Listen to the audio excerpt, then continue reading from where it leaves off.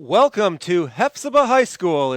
As the Hephzibah Rebels getting set to take on the Westside Patriots. Hi, everybody. I'm Robert Ambrose. I'm joined today by Sly Williams. How's it going, Sly? Oh man, it is going great, man. Oh, I'm a little damp, but it's still going great. Yes, it is a very misty, rainy day here in the CSRA. That definitely has something to do with it. Let's talk about these two teams as we get closer to kickoff here this afternoon.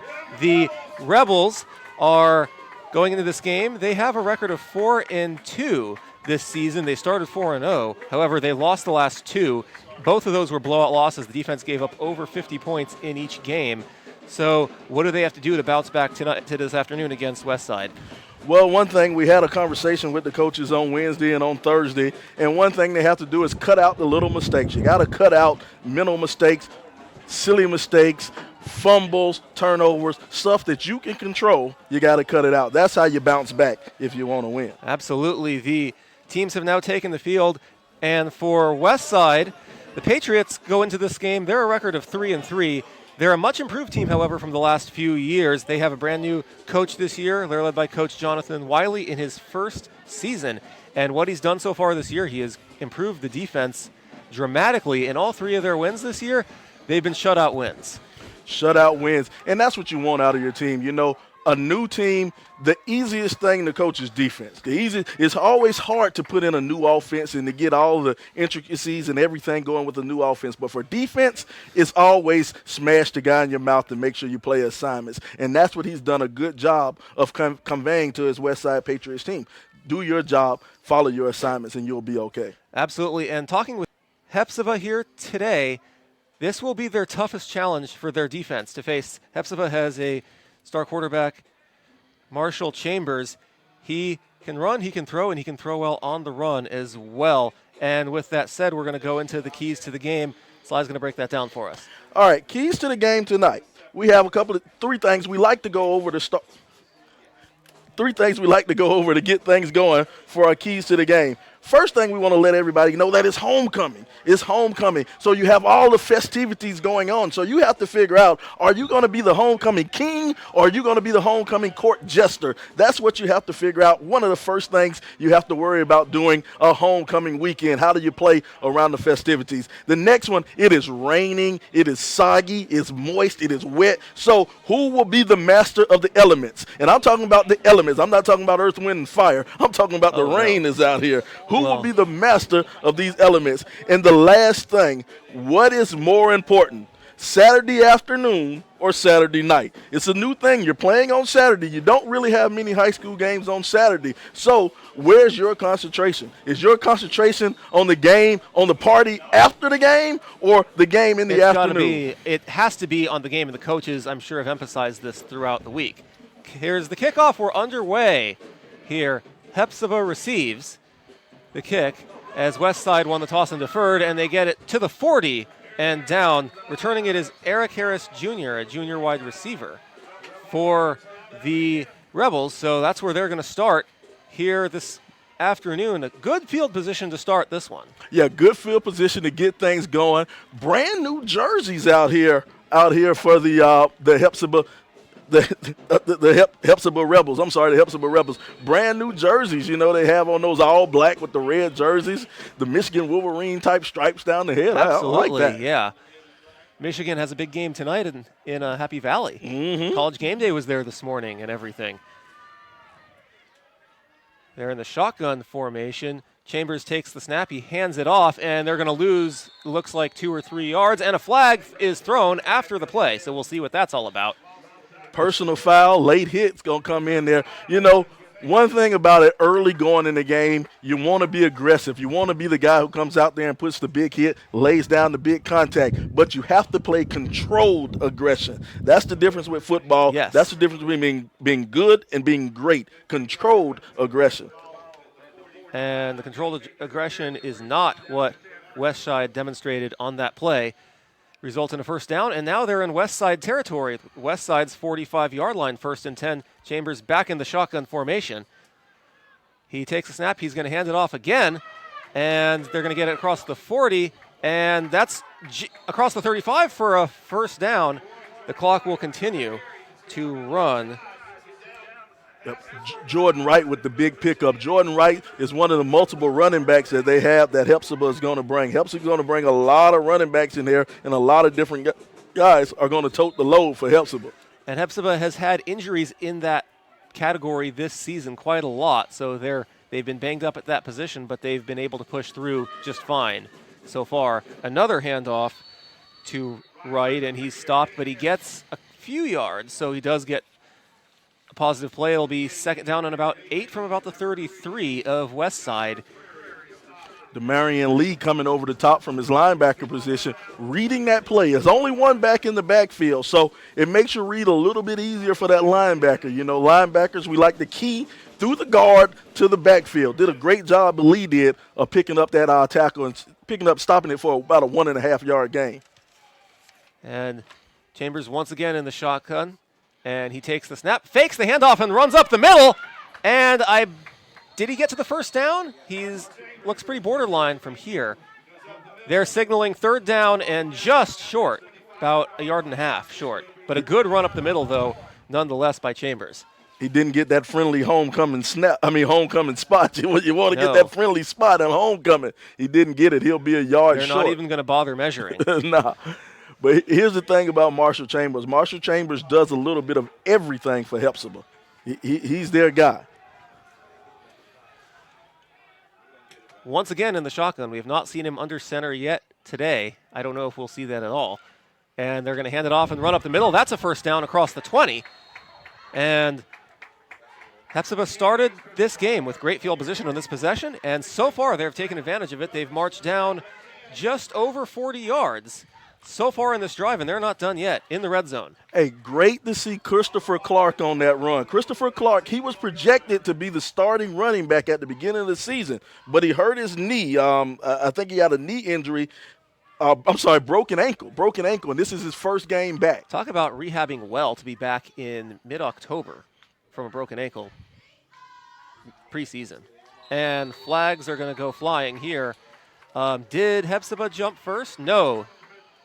The Patriots jumped off sides all by themselves, so that cuts the yardage in half for a first down, and it's 1st and 5. And see, that's what we talked about earlier, those mental mistakes. Those are the things you have to get over if you want to be a winning team. Chambers takes a snap, hands it off once again, and there's going to be no gain, maybe just barely a yard. It looked like, I believe that was Wright again, just muscling his way for barely a yard or two, making the most of it. Second down and about 3, I believe. Now, see, here's the tricky thing now on a muggy, not a muggy, but a wet, just sloppy day like this, handling that ball, holding on, both hands on the ball is so crucial on a game like this today. And that's Christopher Clark, I should say. He gets the handoff once again and is stopped for maybe a yard at the most once again. Third down and short. So we've seen when Hephzibah, they're inconsistent with the discipline you were talking about. Well, when they've showed it, they've been able to contain the offense.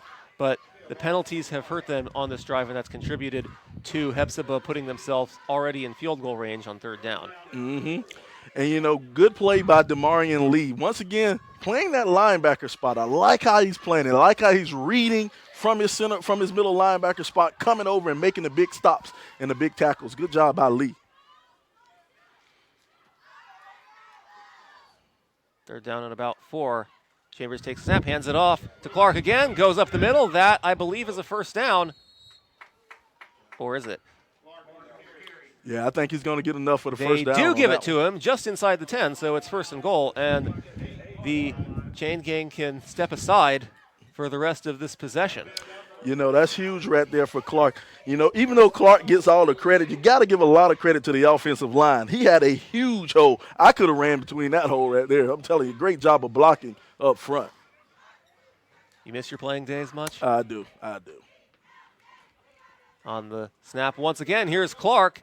He's showing no signs whatsoever of having been rehabbing from a broken ankle. He looks good to go so far in this one. I'm telling you, I like how he's just planting his foot in the dirt, trying to cut up field, trying to make that tackle. But once again, I guess Josh McCary, senior linebacker, I like the linebacker play. out of our west side. These linebackers are flowing over the top and shifting in position and making these stops. You know, great linebacker play. I'm an ex-linebacker, man. I love it. I love to see my linebackers come up here and make big tackles and make big stops like that. 2nd and goal. Chambers takes a snap. He hands it off again, and it's Clark again. They're just grounding and pounding with him as much as possible so far. And I will say Westside has been able to contain it as long as they don't commit any penalties. And you know, I hate to like beat a dead horse, but you know, it's all about mental mistakes. You know, if you control the little things, you usually end up winning. And see, now they've bowled up, they bucked up a little bit here down at the goal line, and they're kind of stomping Hephzibah. Let's see what they do. Let's see how they try to get in this end zone. It is 3rd and goal. Chambers has 2 in the backfield, and he fakes the handoff. He goes back to pass, and the pressure comes, and he's going to be sacked. That's a loss of almost 10, and it's going to be 4th down, and you would think that Hephzibah will have to kick the field goal. It looks like Rusty Nogel was the senior linebacker in on the sack.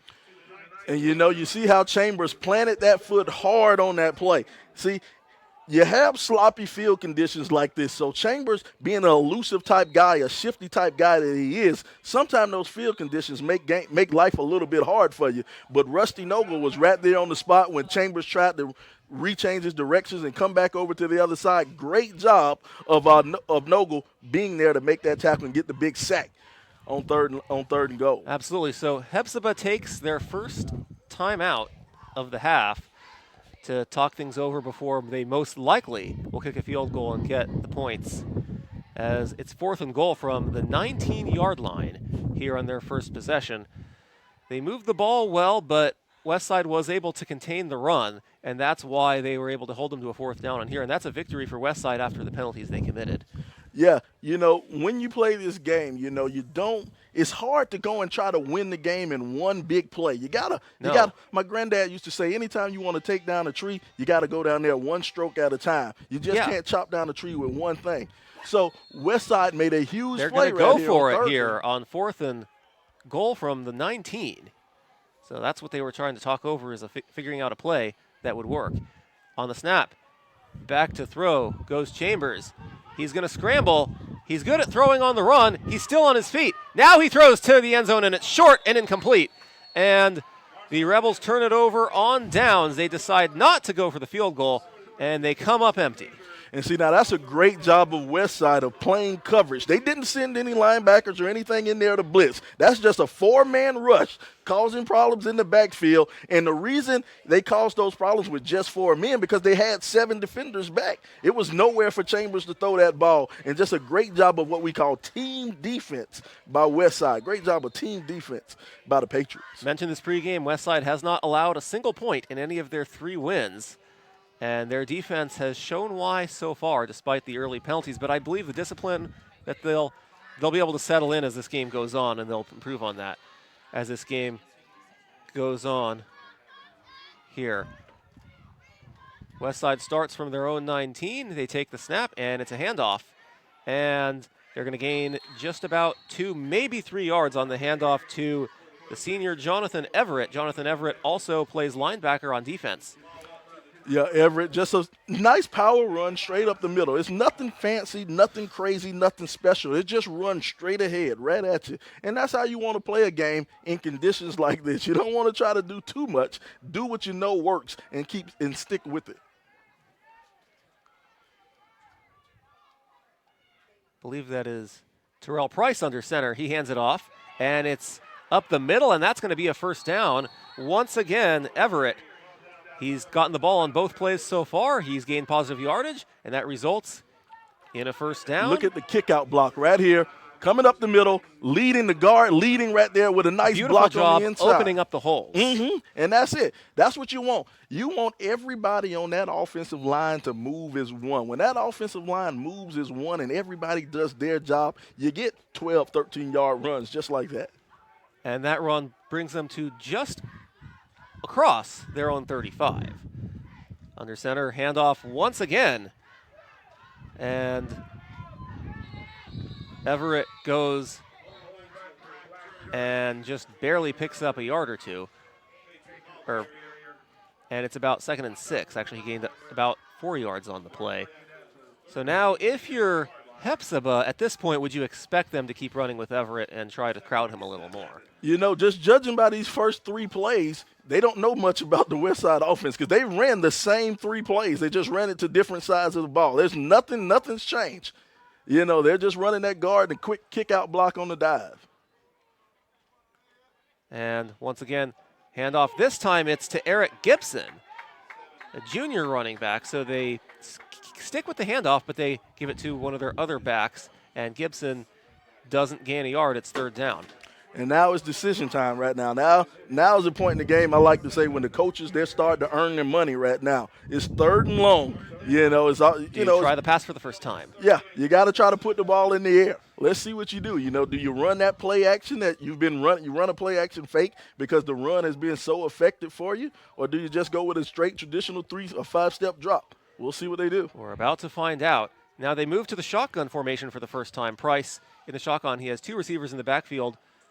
And he takes a high snap, fakes the handoff, drops the ball, picks it back up, and is sacked. And it's going to be 4th down.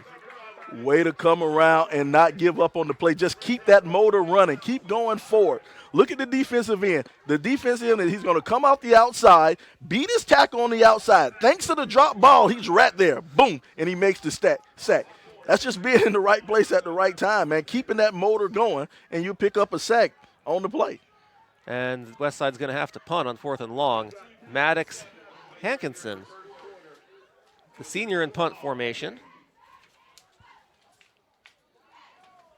So Westside's drive stalls after 2 first downs. And he gets it away, and there's going to be a flag that might be roughing the punter. And it's going to roll out of bounds just outside, or just inside of the Hephzibah's 41-yard line. And is that going to be roughing or running into the kicker? We're about to find out. Yeah, they're going to get the big boy. That's a costly penalty no matter what. They're going to get the big boy. They're going to get all 15 yards on that one. 3 of Hephzibah's defenders swarmed him. I'm not sure which one is responsible for the roughing, if not all 3 of them. But nevertheless, none of them got a piece of the ball. That's going to be one of the ones where you can just pick a number. And it is 1st down. So Westside keeps the ball just shy of midfield. Now, much better field position. Can they capitalize?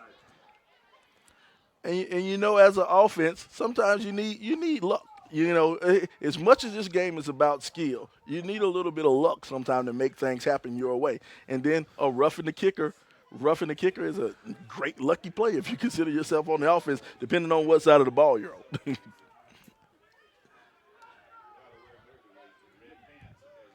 Here's the snap, and handoff is to David Cleveland. And he's going to be stopped for no gain, 2nd down. So Hephzibah's defense has to remain on the field, something they were not expecting after the previous stop. So we'll see how they respond defensively without being able to take a break because of the penalty. Good job by Enoch Howard coming up from his DB position to make that tackle. You know, force things to go his way, you know. They have him listed as DB, but he plays a little bit of outside backer, you know. It just depended on the type of offense, or type of defensive scheme that they're running that day. And that was a great job of him coming up and forcing no gain on the play. 2nd down and 10. Snap and a screen pass, the first screen pass we've seen this game. And that's going to be a gain of about 5. And it's going to be 3rd and 5 from the 45.5-yard line. You know, that's a well-designed play. That's one of those plays you want to throw it out there to see if that outside backer on the other side is sleeping. You know, nothing special. Takes the quick snap, and all the tight end does is do a hit down and then just pop straight out, and you just hit them with the ball real quick. You know, you want to see if that outside linebacker's paying attention. 3rd and 5, the throw, a screen pass. Did he make the catch? He did. And is that going to be enough for the 1st down? We're waiting for the signal, and it is just short, and I would think this would be 4-down territory. 4th and short from Hephzibah's 41, and now they're going to call timeout to measure. Yeah, I think they're going to bring the chains out. You know, it looks borderline.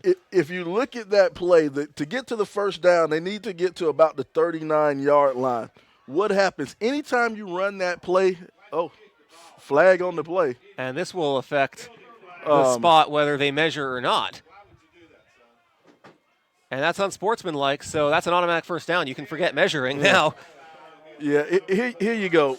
We talk about mental mistakes. We talk about being mentally in the game. What happened on that play? A young man from Hephzibah kicked the ball. He kicked Only the the kicker can kick the ball in football exactly without getting a penalty. You know, you're sitting up. You kill your team by being dumb. You know, basically that's what it comes down to. You're killing your team because you're being dumb. And you just put Westside in field goal range at the Hephzibah 27. Price in the shotgun formation takes the snap. He's going to hand it off.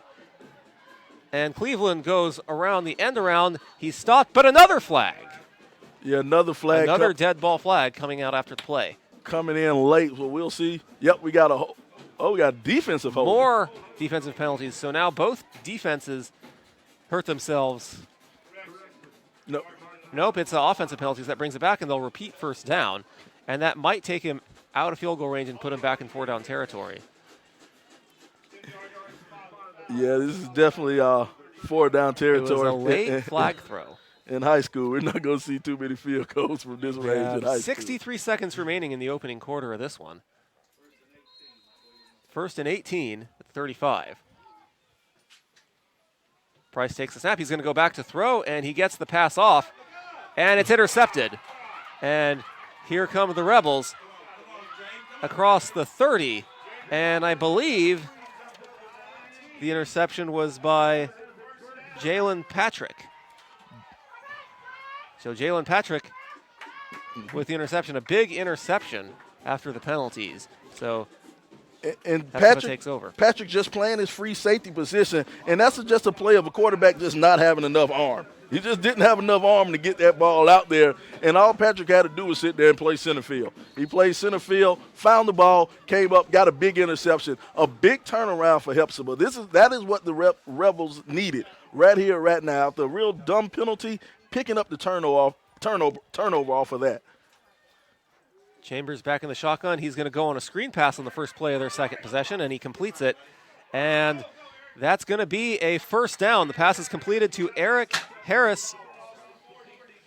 And that's a first down on the first play of Hephzibah's second possession. With just under 40 seconds remaining in the quarter, the clock will stop to move the chains. And Hephzibah will probably have just one more play left in the quarter, assuming it's not an incomplete pass or out of bounds. Eric Harris Jr., leading receiver on this Hephzibah Rebel team. 16 catches, 313 yards, just tacking on to those totals. Chambers again in the shotgun. And the handoff.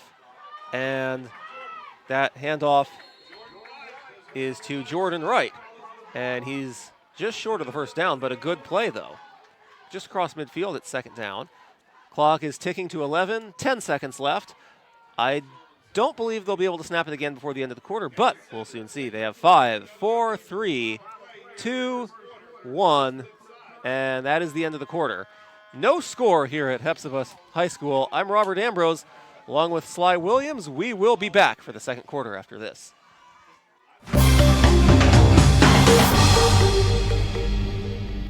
Every time we open our doors, we change just a little bit. Every blade of grass, every rose petal, every pen location. But the one thing that doesn't change is our commitment to an exceptional golfing experience. Being prepared to give it our all 364 days a year is not just a credo. It's our soul.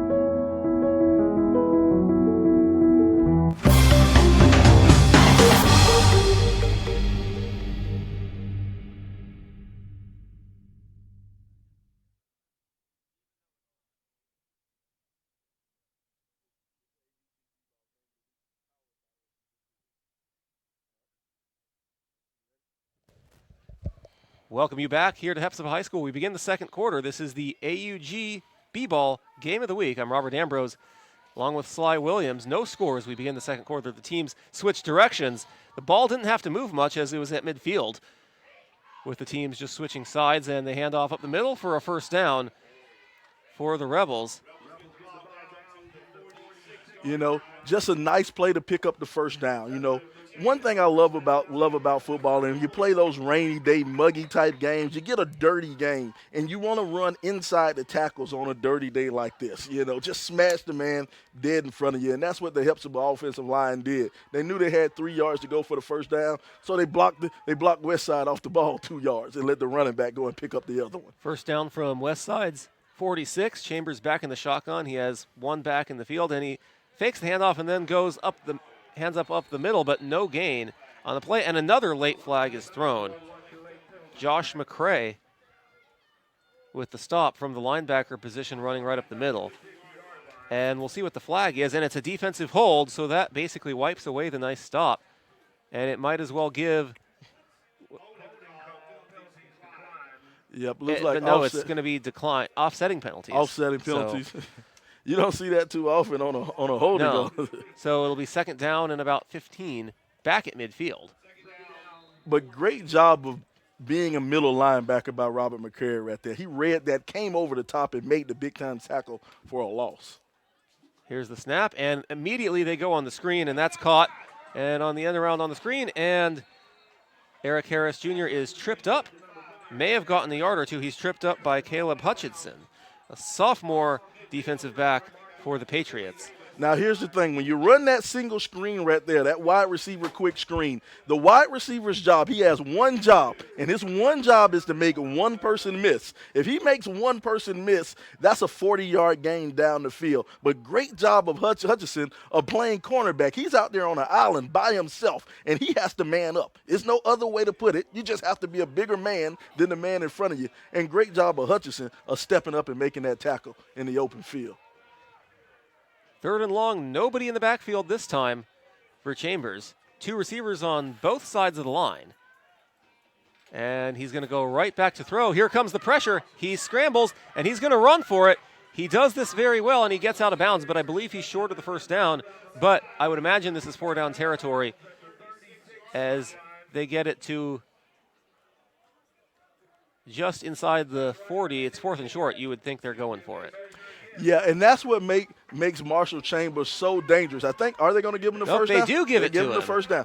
No measurement this time. That's what makes Chambers so deadly. He has a great arm. He can throw the ball, but he can tuck it, and he has a motor. He can go. He makes you pay attention to him if you're on defense. Once again, nobody in the backfield, and they do hand it off on the slant to Angelo Mosier. His first carry of the game. A little bit of laundry on the field. That's in that holding area right there. I think that's going to be against the Rebels. Their second holding penalty this possession, and that's going to bring it back. They'll replay first down. It should be a first and about 20. 9:50 to go here in the first half. Still no score on homecoming weekend at Hephzibah. Yeah, here's some of the things. When you run that jet sweep, as an offensive line, you're doing what we're trying to call what you call a reach block. The offensive linemen, they're taking wide steps to the outside and reaching the guy to the farthest right of them. And so in order to make that reach block, you have to be pretty quick to get out there and make that block. And what a lot of offensive linemen do, they reach and grab a hold of that jersey, and the referee's going to call a foul on that one every time. Three receivers on the bottom of your screen. Chambers fakes the handoff, throws downfield, got a man wide open, and he dropped it! Nigel Davis was wide open. He was going to score easily, and he just dropped it. It went right through his arms. Robert, it hit him in the worst possible place, Robert. It hit him in his hands. Oh, my goodness. Wide open down the field. That's one of those things, you don't even believe you're that open. That's what throws him off. You don't believe he's overthinking, open. Thinking about running the 2 more yards remaining to the score. Overthought it, thought ahead a little too much. May have taken his eye off the ball. Yeah, he definitely took his eye off the ball there, and he just dropped it, and he's beside himself about that one.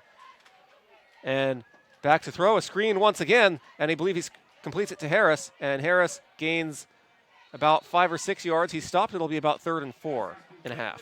You see, on that play right there, he picked up 6 yards. Remember what I said earlier, when you run that wide Correction, receiver. that's Angelo Mosier on the catch. When you run that wide receiver screen, it's your job to make one person miss. If you can make that first person miss, it's going to be a positive play. It's going to be about 5-6 yards, maybe even more. And that's enough for a first, well, not enough for a first down in this instance, but enough to gain a lot back to set up a 4th and manageable. In this instance, if it happened here. Once again, nobody in the backfield besides Chambers. He takes a snap, goes back to throw. He's got time, and he's going to run more once again. Another flag is thrown. This could be a block in the back. Chambers runs out of bounds. Yeah, they're going to call holding over there on that left tackle, on that right tackle, that far tackle. I think that's who they're going to call it on. Now, if he's short of the first down, if you're Westside, do you decline the penalty? Well, nah, you have to accept the penalty because he's going to be about 2 or 3 yards short of the first down, and you don't want to give harder. Yeah, you don't want to give Hephzibah 4th and 3 inside the 30-yard line. You want to push them back as far as possible. And now in this position, if Hephzibah does not get a lot of yards back on 3rd and a country very long, you'll force them to punt. So that's the difference there. Where it's 4th and manageable, they'll go for it and could get the first down on you, and it could backfire. Exactly. Anytime you have a long distance like this, you want to watch and see if Westside comes up to blitz. See if they try to call a screen to set up to kind of offset some of the aggressiveness the defensive line is going to have from Westside. Let's see what they run. Chambers with the snap. He's back to throw. Scrambling once again. He's got a man open. He does not see him. He runs for it anyway, gets some yards back, but it's not going to be enough for a first down. Eric Harris was open. Chambers did not notice him. Yeah, here's the thing. You're rolling out. He's rolling out to his left, and he's a right-handed quarterback. So in order to make that pass back to Harris, he has to stop and find Harris on the backside. And so that's a really difficult throw to make. And so what Chambers does, Chambers is so good at tucking it and running and get to the outside. He says, I'm going to pick up whatever I can pick up. And then when we punt this thing, we can play a little bit of field position game and kind of force them into a bad field position right here on the punt. They got plenty of yards back on 3rd and long, but it was 3rd and so long that it's still 4th and long, and they're going to have to punt from Westside's 40, it appears. If you're Westside, though, you should definitely watch the fake. And Hephzibah is going to try to pin him as deep as possible and avoid a touchback. And it is a pooch punt. They get it off. And it's going to roll inside the 10, and Hephzibah is going to down it at the 3-yard line. So mission accomplished for Hephzibah on that punt. I'm telling you, it does not get any better than that right there. If you're a punter, you're a special teams coach, he's right over here high-fiving everybody coming off the field. Absolutely. That is exactly how you draw that up. Ball rolls dead, stops right here inside the 5-yard line. Now, doesn't get better. If you're Westside, do you play it conservatively? If you go back to throw, you risk getting sacked for a safety. How do you play your hand here? Well, here's the thing about Westside. That little inside run that they've been doing up the middle, in this first quarter, it has been there. It is working for them. So they're probably going to set up with the one back deep, or maybe they'll come out in the I formation, and they'll run that play where the guard pulls and has the short kick-out block, and they'll run it straight up the 2-hole or the 4-hole, 2-hole or the 3-hole. Let's see what they do. They have Price under center. And fumble. Did he fumble it? Let's see who has the ball. Looks like they got back on it, but no gain. 2nd down from the same spot. Yep, fumble on the snap. Looks like they wanted to try to run that little ISO play. This is not the part of the field you want to fumble the ball at all. Not at all. Not at all. But they tried to set up that little ISO play with the fullback leading, but quarterback just did not have the ball in his hand. And now you got a fumble. And now it's 2nd down, and you lost a yard. You don't have much yards to lose either when you're at your own 2. Back under center, 1 in the backfield.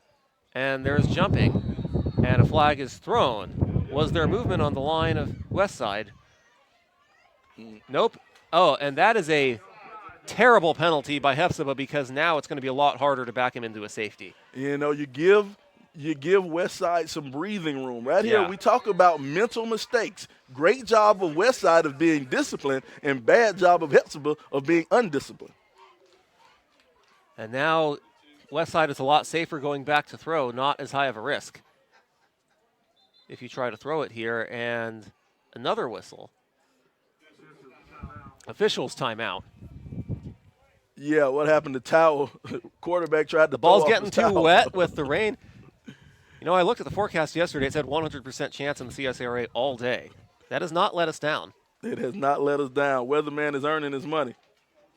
And another play for no gain. It'll be 3rd down and about 5. Yep, quarterback, they kind of bobbled the snap a little bit on that one. They bobbled the snap, and once they bobbled the snap, once they bobbled the snap, quarterback just had to pick up whatever he could pick up on that play.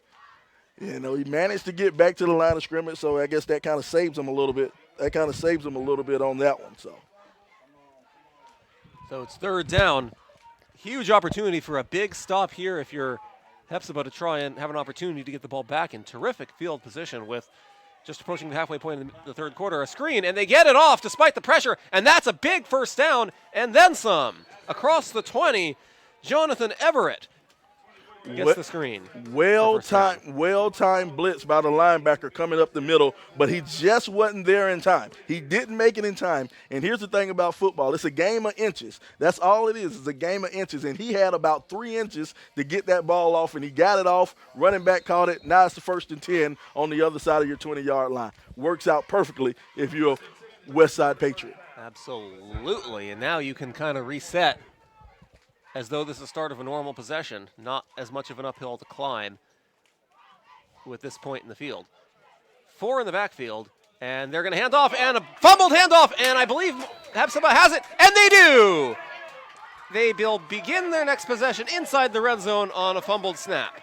Miscommunication. Playing with fire.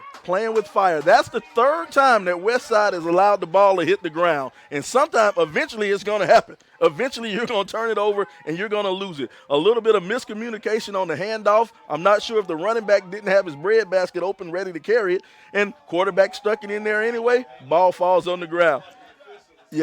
Everybody has to be on the same page in order to make this thing work.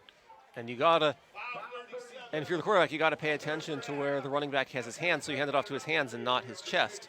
Otherwise, he's going to knock the ball out of your hands, and it's not going to make you look good. Chambers back in the shotgun on first down, just inside the 20. He's going to have one receiver in motion, fakes the handoff. Now goes back to throw. He's got a man open to the end zone, and he just overthrows him. That was Eshawn Mays, the tight end, in perfect position, and Chambers just overthrew him, got a little anxious on that one, 2nd down. Yeah, he had big Eshawn Mays running along the goal line, and he was there. That's one of those plays where if you're Marshall Chambers, you want to step. You had plenty of time. You have enough time to go ahead and plant your feet and make a good throw. Trying to throw that thing on the run when you're going to the left and you're a right-handed quarterback is going to be a difficult play. So go ahead and plant your feet. You had plenty of time to make a good pass. Chambers takes the snap once again, hands it off to Angelo Mosier, and Mosier does not gain any yards, may have lost a yard or two, and it looks like he did. 3rd down and about 13. Yeah, well-timed blitz from Westside. They ran directly into the teeth of that defense. Here's the thing about the offensive line. There's only 5 offensive linemen. When you send 2 more blitzers up here, now you got 6 on 5. So somebody's going to be open, and you're going to have a tackle for a loss right there. That's Absolutely. One of those things where your timing just works out perfectly when you're the Patriots. 3rd down and long. If you're Martinez, or if you're Hephzibah, I should say, they were in a 4th and long in a similar situation a couple possessions ago. They went for it. Would they go for it again here if they don't convert? We'll have to wait and see. Chambers back to throw once again. Now he throws across the middle and dropped on what was a low thrown ball regardless. I believe that was intended for, it looks like, was it Harris again?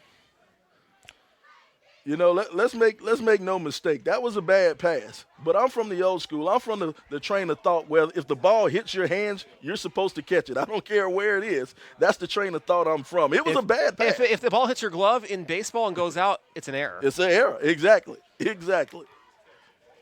Speaking of baseball, got a big game tonight in the ALCS. Are you excited? Yeah, a little bit excited. Just a little. Chambers back to throw on 4th and long. He's going to have to scramble, and he's going to hover it to the end zone. Caught, touchdown! Touchdown, Hephzibah! You know, that's one of the advantages when you have a big 6'4", 6'3", 6'4", 250-pound tight end out there, a big man who can go down the field and who can get up and get it. Look at him spot the ball, track it down, and grab it and pull it in with 2 hands. Chambers is able to loft it over the defender because it's like, wait, hold on, there's a penalty flag. Oh, my goodness. It looks like it's going to be nullified after all that. Hephzibah just shooting themselves in the foot with penalties. I'm telling you, referees are getting a workout tonight. I'm pretty sure referee found out the game was They're going. catching everything. Referee found out the game was going to be televised, so he says, okay, well, I'm going to go ahead and make some calls so I can get some TV time. That's what's going on. The referee wants to get a little bit of TV time and some camera time. So he's getting his exercise in, throwing these penalty flags. And they're going to have to bring on the kick team. It looks like they're going to have to punt it again, so a very costly penalty for Hephzibah, and we're going to remain scoreless, but they'll have another opportunity to pin Westside deep like they did a possession ago. They get it off. There was some pressure, but it's a little shorter than the last punt, and it's going to take a Westside bounce their direction, and they're going to down it just inside the 20 as opposed to the 3-yard line like they did last time. So the ball did not bounce Hephzibah's way that time. That was an interesting formation right there on the punt team. You don't see that too often. They had 3 receivers out wide to the wide side of the field. 2 of the linemen also out wide like that. It was just a real weird spread punt formation. You don't see that a lot. A little bit of trickery on homecoming. Westside had good discipline not to rough the punter on that one like we saw from Hephzibah earlier. Mm-hmm. Because they swarmed it, and they were good laying off when they had to. So the ball placed, actually they're placing it right at the 20, even though it looked like it was down a little bit inside the 20. 4:20 to go in the second quarter, still no score. And in the shotgun formation is the sophomore quarterback, Terrell Price. He takes the snap, back to throw, throws it right away, and it's caught, but not going anywhere, is Robert Pulliam. He was tackled immediately after catching the ball. Tackled by Malachi Louie. Yeah, Malachi Lewis came up with the big tackle right here. Here's the thing about playing linebacker or playing safety. He was playing free safety. He read that play, found out where it was, and just converged as soon as they caught the ball. Good job. Back to throw once again. He gets it off. That's caught. That's going to be a first down. And that's Quamir Gouch, a senior listed as a quarterback and a defensive back, but was receiver on that possession for a first down, just shy of the 40. Mm-hmm. Gouch started out the year as a quarterback, but we talked to Coach Wiley, and Coach Wiley said he was making some changes in his offense. We want to get some playmakers in different positions. Gouch also a member of the basketball team at Westside. Their seasons are on the corner. Back to throw once again. Now they're going to throw deep, and it's going to be short and intercepted. No, he dropped it incomplete. Did not come up with it. Gouch did a good job of becoming a DB. Sometimes if you play receiver, you have to switch over real quick. If it's a bad pass, you got to switch over and become a DB. And right now, that's just another case of a quarterback just not having enough arm. He kind of threw a dead duck up there. I don't know what that was he threw out there. Just didn't have enough arm. Yep, he didn't have enough arm, didn't get enough air up under that ball, and it should have been an interception. But it was a great job of Gouch of becoming a DB and kind of knocking that interception away. So it'll be second down and 10, and we have a timeout taken. Did Westside take the timeout? No, I think Hephzibah called. So that's Hephzibah's, you're correct. So that's their second timeout this half. They have one left. Westside still has all 3 of theirs. They will expire in the next 3 minutes and 24 seconds here in the second quarter. They do not carry over into the second half. Nah, you can't take them with you. Can't take them with you. Might as well go ahead and use them. Absolutely.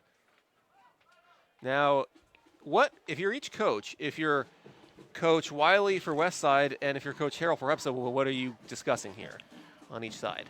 Well, you got second and long. Right now, if you're Hephzibah, the reason Hephzibah hadn't scored, or even the reason that Westside has been getting in scoring range, is because of the lack of discipline on the Hephzibah defensive side. Oh, yeah. So right now, Hephzibah has to be disciplined. They have to maintain their discipline on this play right here. Second and 10, here's the snap. And Price goes right up the middle and just gains a few yards, so it'll be still third down, but a little more manageable. This opens up the playbook a lot. It's third and about 4, third and a long 4. So now you have multiple options, different things you can go to if you're the offensive coordinator over there for Westside. The way I see it, this is a crucial third down for both sides. If you're Hephzibah, you want to get the ball back with a chance to score before the end of the half. And obviously, if you're Westside, you do not want that to happen. That's why it's so huge. Here's the snap. Throw, stick, deflected, and That one is intercepted. Deflected by Quamir Gouch, and it's intercepted by Jaden Wofford. And Hephzibah is going to have the ball with terrific field position, just shy of midfield with 2:49 to go in the half. Chance to score. Look at this old school tip drill right here. High pass right there, and Jaden stays on it. He stays with the ball every day in practice. If you're a DB, that is what you practice. They practice a tip drill every day in practice. I'm talking about from Pee Wee football all the way up to the NFL. They practice that same thing, and now it pays off. Now it pays off for young Jaden Wofford. He'll get an interception. That one was good enough for a first down had that been caught. And you did say if it hits your hands, you should catch it. It hit his hands, but it got intercepted. Wrong person caught it. Here's a snap. Handoff. Going the end around. And just shy of the first down. So that's a gain of approximately 7. It'll be 2nd and 3. The clock's ticking. If you're Hephzibah, you got time to score. There's no need to rush, but you want to score and not give Westside much time on the clock. See right there, that's a prime example of needing to be a patient runner. He had a lead blocker in front of him and a wide receiver out on the end blocking the cornerback. So if he's patient, if he gets behind his big horse, he gets behind that big offensive lineman and rides him all the way to the sideline, he can pick up even more yardage. You got to be a little bit patient sometimes as a running back. And here's the snap, another handoff. And that's going to be borderline first down. And they're going to stop it where forward progress was stopped. You know, it'll be close depending on the spot. You know, waiting to see where the referee marks it. I right think now that's they're the first saying down. third down, but they could stop it to measure third down in inches. Clock still ticking, 1:47 left. Yep. Nope, now it's a first down, so that stops the clock to move the chains. He'll give him the first down. Just a good job of keeping those legs churning, keeping that engine going. If you're a running back, you never want to go down off of that first hit. Just keep your legs churning. Another handoff, fakes the handoff, and goes back to throw. He's under pressure. He can run, look out. And he knocks down a defender and gets an extra yard or two, and that might be the difference between first down and 2nd and short. Yeah, young Chambers rolling out to that right side. I like him better on his rollout passes to his right. He's more in control because he's a right-handed guy, right-handed kid. So when he rolls out to the right, he's a lot bigger threat, especially a threat to put the ball in the air. Also on that, great job of picking up about 8 yards. And what I like, young man even lowered the shoulder at the end. You know, quarterback delivering the boom at the end of the play like that. I like that. Absolutely. And he was, after all, just short of first down. He went out of bounds after laying the hit. But it's 2nd and very short. Chambers has a receiver in motion. He takes the snap, and on the screen immediately, and that's a short, underthrown ball. So a wasted play for Hephzibah. It's third down, but they do stop the clock with 1:26 to go in the half. You know, that's one of the plays with coaches on the sideline. They're going to drive the coaches wild. Everything on that play went exactly according to plan, except the running back runs into the quarterback as he's trying to throw the ball. And now he can't make a good play. He had the blocking and that caught him off everything to guard the outside. a little bit, resulting in a Yeah. short screen pass. And it's a good thing that was just a little bit forward. Otherwise, fumble. Look Exactly. out. Those screen passes are pretty borderline forward versus backwards. Mm-hmm.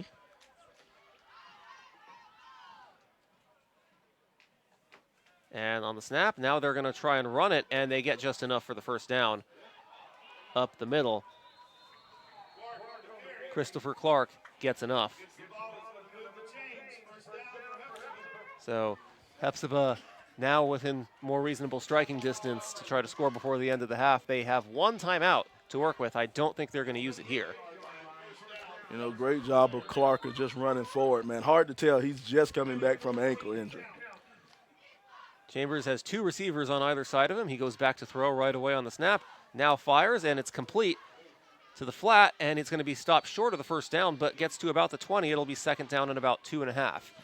Now under a minute to go here in the half, and now if you're Hephzibah, you might have to start to hurry just a little bit. A controlled hurry, though.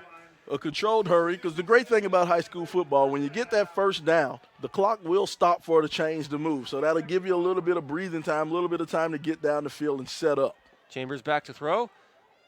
looks for the open receiver, and it's caught for the touchdown to Angelo Mosier. And Hephzibah is on the board this time, no flags. No flag. Beautiful play. Beautiful play by Chambers. The weight on that receiver to clear the linebacker. What happens when you run that inside slant right there? He has to let the linebacker clear out, and look out and put it right there on the money. Over the top of the linebacker's head. Boom. Hits him for the touchdown. And a great job by the receiver of Angelo Mosier just fighting his way across the goal line to score the touchdown. Ivan Arroyo will attempt the extra point. It's a high snap, and they're going to fake it. Chambers on the run, fires, and it's caught, and they convert the 2 on the fake field goal extra point. And it's completed to Eshawn Mays, the tight end. And it's 8-0 Hephzibah. You know, way to pay attention to everything going on. You know, here's the thing. Once you have that, I'm not sure if that was a design fake or if it was a bad snap. Well, but it's everybody being, look at that. He caught it up high. It was a design fake. So now everybody's on the same page. And look at you. You got the 2-point conversion on homecoming.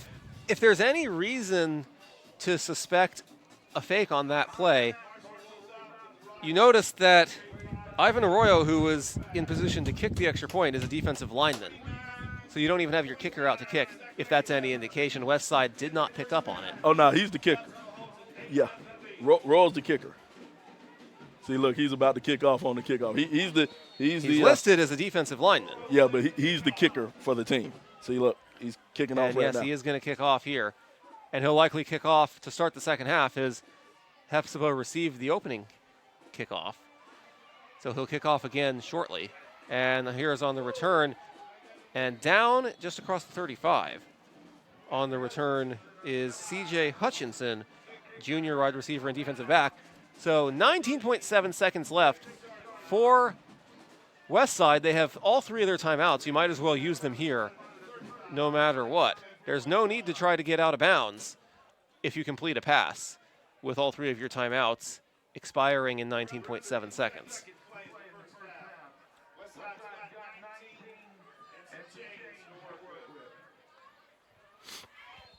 They're going to put Price in the shotgun formation. No surprise. He takes the snap, and he's going to go on a short pass because of the pressure. He gets it off, and it's complete. It's going to be short of the first down. Now you have to burn a timeout.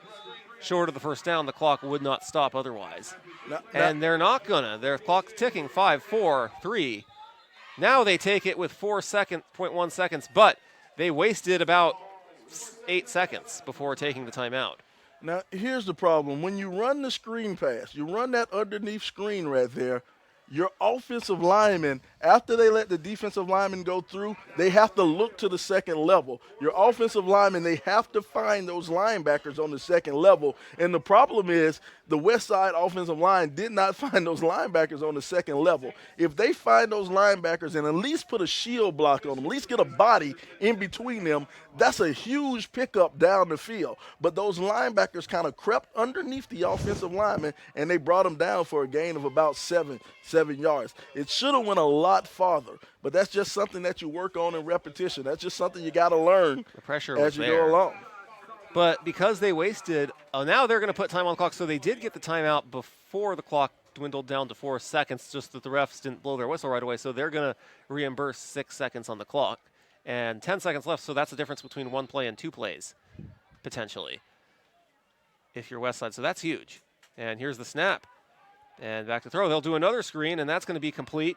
And now they're going to go for the first down, and they get out of bounds, so the clock stops without any need for a timeout with 4.6 seconds left. You know, great play of knowing where the sideline is, knowing where the first down marker is, picking up the first down, and knowing the clock. Once he knows, look at him running straight out into the flat, sees the first down marker, he has the first down, and keeps that ball on the outside shoulder as he sneaks over to the out-of-bounds line. That's a well-designed play, a well-executed play from Westside.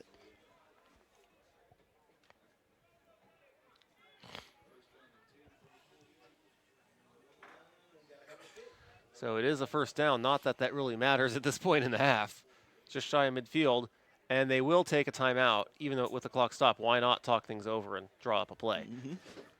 You know, you got a couple of options right here. A lot of people think, okay, well, let's go ahead and throw the Hail Mary, throw it down to the end zone. But let's just be quite honest. Westside quarterback doesn't have the arm to put it 55 yards in the air and make it to the end zone. So couple of things can transpire right here. You can go the old school hook and ladder. You can throw the hook route and then toss it to a running back coming out of the backfield to kind of make up that yardage underneath. You can go and do the old Stanford, Michigan game where everybody just tosses it back and forth to each other and try to make your way to the end zone. You want to do something. Just the old school, just throw it straight down the end zone, Hail Mary. That's probably not an option right here. Pretty sure that was Stanford Cal. Yeah, Stanford Cal. I'm sorry, I said Michigan. I was like, when did they play each other? Stanford Cal. But that was on a kickoff. Yeah, that was on a Hail kickoff. Mary. And that was the last college game for John Elway in his career before the Broncos. And that's tipped. Oh, what a play. They tried to do the double pass, and the pass was tipped and intercepted, but he's tackled right away. So that is how the first half ends. What a way to end the first half, though. What a way to end the first half. I'm telling you, man, great job of just heads-up play.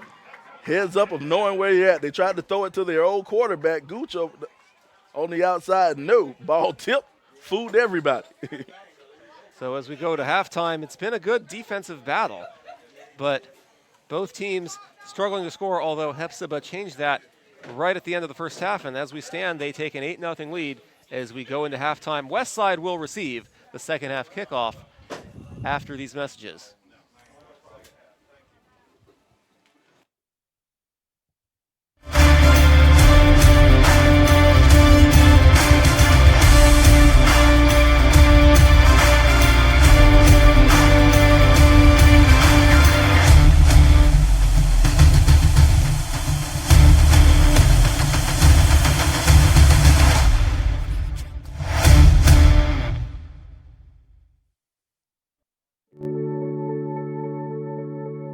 What is it about some places? The places where we feel a sense of fellowship, where service is of the highest priority, whether to each other or to ourselves. A journey familiar like a warm bath for the soul. Along the way we may get lost, but we always seem to find a friendly hand reaching out, guiding us the way back there, where we owe it to our younger selves. Just to feel like we're getting a little bit better at us. This place will always be there for you. This place is sacred. Because this place is home.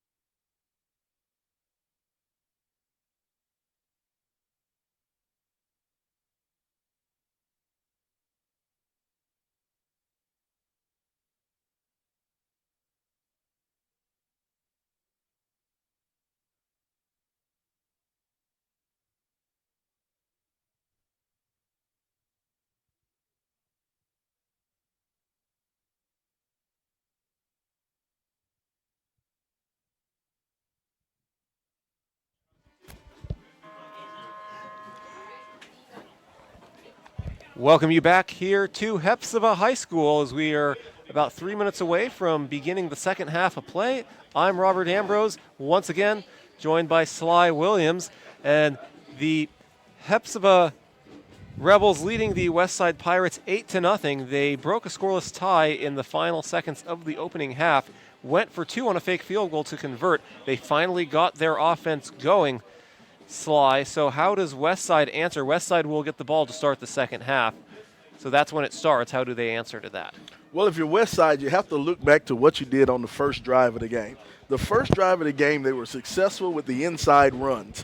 They had a guard pulling, kicking out the inside tackle or the inside or the defensive end, and they ran straight up the middle. So that's what you have to do if you're Westside. You have to go back to what works for you. And if you go back and you make what works for you and you make it work in this second half, you can have a completely different outcome. Now, on the defensive side of the ball, Westside has done a pretty good job on the defensive side of the ball. You only gave up 8 points. If you give up 8 points in a half, you would think that you had a pretty decent half if you consider yourself Westside.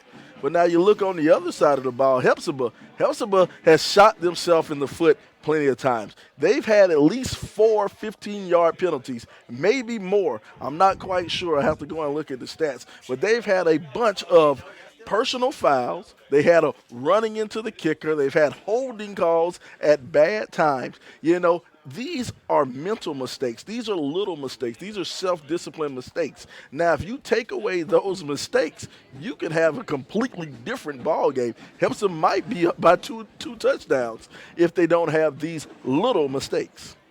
Yeah, they did overcome them ultimately in that half to take the lead, and they're going to try and use that momentum in the second half.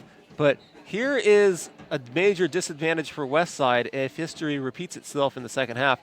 Westside has not allowed a single point in any of its 3 victories this season, and they will not complete a shutout tonight. Based on history, that does not favor Westside at all going into the second half. It doesn't favor Westside at all. You know, their history of giving up points. You know, when they win, they usually win big. You know, they usually shut out on the defensive side of the ball. They usually pitch a shutout. But now it's just about digging deep. If you're Westside, you have to dig deep. You have to realize that your offense hasn't been your strong point for the year. So now you have to figure out how are we going to dig deep? How are we going to step up big to make some plays happen and to turn this thing around? Turn this thing around for the Patriots.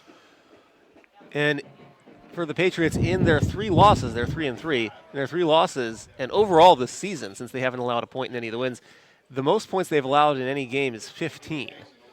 So Martinez is 7 points shy of matching that here this afternoon. As we are about getting set for kickoff, so Hephzibah will kick off to the Patriots to start the third quarter and the second half here in this one. The rain's starting to come down, which you knew was going to happen eventually with the way the forecast was set up for today's game. Shout out to the dedicated fans, man. So, Sly, you played in plenty of Friday night games in your career during your high school days, and in your college days you played a lot of Saturday day games, which none of these high school players are used to here today. So how do you prepare differently for a game on a Saturday afternoon like today versus a normal Friday night game? You obviously played a lot more Saturday games than most of these guys during your college days. Well, here's the thing. We talked to Coach Arrell on Thursday, and he said what they had to do, they shifted things back a day. You know, on Mondays they usually do a walkthrough. They go over the film and stuff like that on Mondays. So they just shifted everything back one day, and that's how these guys got prepared. And also on Saturday morning, he told everybody they had to be here at 9 o'clock. He said he had players showing up at 7 o'clock this morning, just wanting to get into the gym and get prepared for today's game. And all you have to do today is just get up and get ready to play ball. You don't have to go to school beforehand like you normally do on Fridays. So here's the kickoff. And on the return is Zaw Green, a sophomore, stopped shy of the 20. Not a good return for Westside. Field position has not favored them at all in this game, and it showed with the score, trailing 8-0.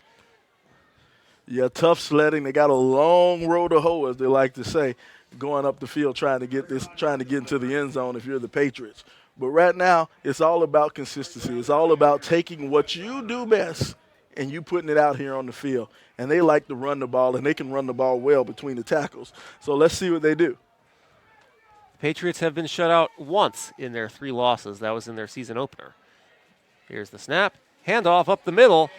And that's going to be just shy of the first down. Terrell Price hands it off up the middle. And it'll be about 2nd and 1. A good gain, good start to the half on the first play. And here you go. Basically, same thing. That offensive guard is going to pull. He's going to kick somebody out, create a big hole, and you just run straight up the middle. And here you have it, Westside doing what they do well and just keep on doing it. And the line are trained to push opposite directions to open up those holes. And they do it well there, as you saw on your replay. Here's another handoff. And no gain. I don't believe he got the first down there. Yep, didn't pick Lost up the a few first down. yards. Probably lost about 1 or 2 yards on that play. You know, they had 2 guards pulling on that one, trying to get a little bit to the outside, just couldn't quite make it. The penetration from the Hephzibah defensive line shut that down really quick. 3rd and 2. Price now under center. Backs in the I formation. Handoff up the middle. And that's a first down just enough. So they're able to just get enough. And that's all they were focusing on in that play. And it's a successful one. So first down for the Patriots. You know, quick hitter, straight up the middle, handed off to the fullback. I think the ball popped loose a little bit toward the end, but it got one of those offensive bounces and pounced right back Today, into the his ball hand. is slick. It's going to be hard for people to hang on to the ball, no matter how they hold on to it, whether it's 4-point contact or not. Well, you know, here's the thing. This is what you go through in practice, though. You practice on getting prepared for wet days like this. You practice holding on to the ball. And, you know, my coach always said there's no excuse for dropping the ball. Another handoff, and they're going to pitch. That's the first time we've seen a pitch all game for either team. And it's 2nd down, stop for no gain. The chain still says it's 4th down, but that's a mistake. It's 2nd down now. You know, attacking the short side of the field on that toss sweep. They had the 2 wide receivers spread to the wide side of the field, and they attacked the tight end side over on the toss sweep. So what you want to do, anytime you run that toss sweep, you want to get a numbers game. You want to outweigh. You want to have more people on that side, on the other side where you're running that sweep to. Another handoff, muscling forward. Gates about a yard or 2, 3rd down. You know, and once again, doing what they do best, just running straight up the middle, and let's see what happens. Run the ball quickly up the field. And see what happens. Now you got a manageable 3rd and 3rd and 4, 3rd and 5 maybe. Yeah, and if you get positive yards every play, even if it's not a lot, it sets you up for manageable situations, and that's what you want to go for no matter what, even if you can't get the big play.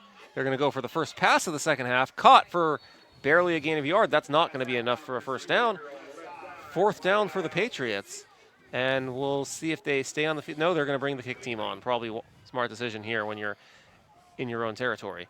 And now that rain's starting to come down a little bit harder. You know, they're starting to open up those floodgates right here. So now it's time to be a little bit careful. Yeah, and you talk about preparing for the rain. What's it like you're preparing all week and it's beautiful weather all week, like it's been this weekend, then all of a sudden it rains on game day? How does that work? Well, here's the thing. You know, as a coach, there's plenty of things you have to do. And one of the big things is keeping your eye out on that 5-day forecast. But even so, it's still sunny the whole day, and you're trying to prepare for completely different type of weather. And see what you do on rainy days like this. If you're a coaching staff, you play with what we call the old balls in practice. You get all the oldest balls that you have in practice, and the slick balls that you have in practice, and you go ahead and you wet them up. You get the ball wet before every Absolutely. play. You let your team get used to playing with that wet ball or the slick ball, so you can be prepared. And you want, like I said, you want to use the old balls so you don't have to worry about messing up any of your new equipment. Hephzibah beginning their first possession of the second half. It'll be once again Chambers at quarterback. He's going to have, looks like, 2 backs in the backfield.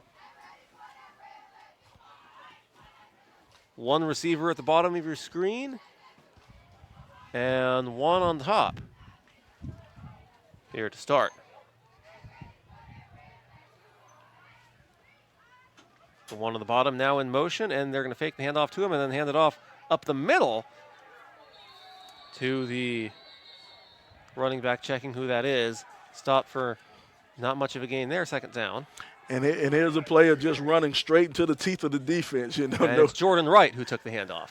Wright has to be a little bit aware of that one right there. He sees the line stacked up on the other side. That's one of those occasions where it's time to go ahead and plant their foot in the dirt and cut back against the grain and see what's open on the other side. On that one, he just ran straight into the teeth of the defense.